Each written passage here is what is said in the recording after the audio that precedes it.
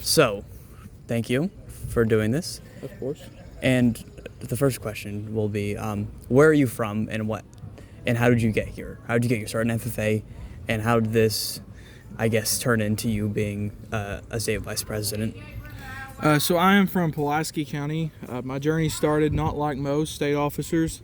I was not active from day one, nor was I very active my freshman year. It wasn't until the president my freshman year actually came to me. She tried to get me involved, and so I took that step, and I learned that this organization was home. It's where I wanted to be, and so I would go through that. I would do most as I can, join as many teams, go to as many events, and that would lead to me running for a chapter office, going to regional office, and now running for state office and getting to be the Cumberland state vice president this year.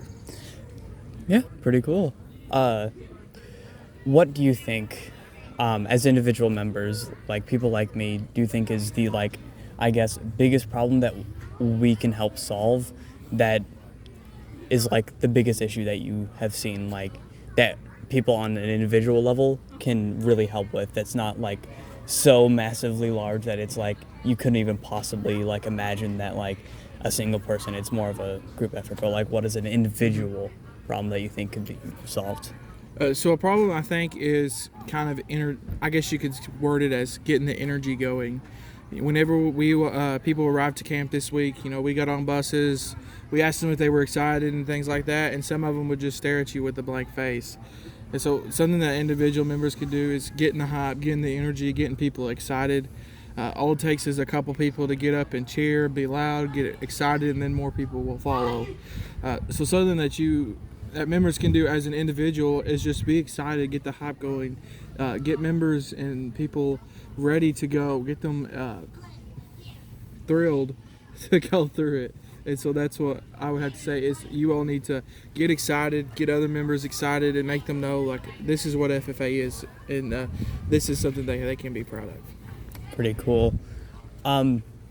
This is probably a question that you've probably heard a lot if you ever did creed speaking. I think you know what question this is going to be, but I'm going to add a bit onto it, I guess, to maybe make it a slightly bit more interesting. So, in the entirety of the FFA Creed, what do you think is the most important paragraph, the staple FFA Creed competition, creed speaking question that you get every year?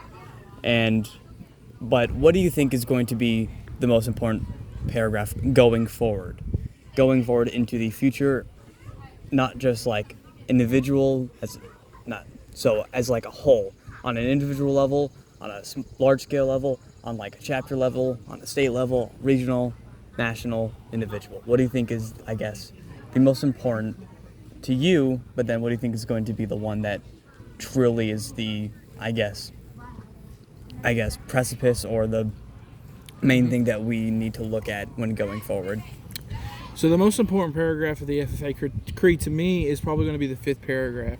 As a state officer, it is my responsibility and my goal to advocate and to be a light and a shine through for the association, to get members involved, to get them excited. And so, the fifth paragraph says that I can exert an influence in my home and community, which stands solid for my part in that inspiring task. And so, as a state officer, that's really what will guide me, is making sure I'm that light in my home, making sure I'm that light in the community. When I go through these chapter visits, when I go across the state, when I go to other states and other parts of across the nation, just exerting that influence, making an impact, letting members know that they matter. When it comes to individual members, and this is on the chapter, state, and national level, the most important is probably going to be, to me, will probably be the first line of the first paragraph. You got to believe in the future of agriculture if you're going to be a real advocate and someone who's dedicated to FFA. You have to believe in what the future of agriculture is, what it stands, what it can do. But the third paragraph, I believe in leadership from ourselves and respect from others. So yourself, you have to be a leader. You have to take a step forward. You have to take charge. You have to ensure that things are going good. And if something's wrong, you need to be the one to step up and try to make it right.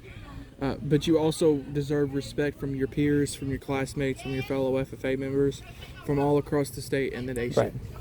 And I'm very glad to hear that, because I've always seen it as the first paragraph, at least to me, has always been, I guess, the most important, as it's the first one that he wrote. Yeah.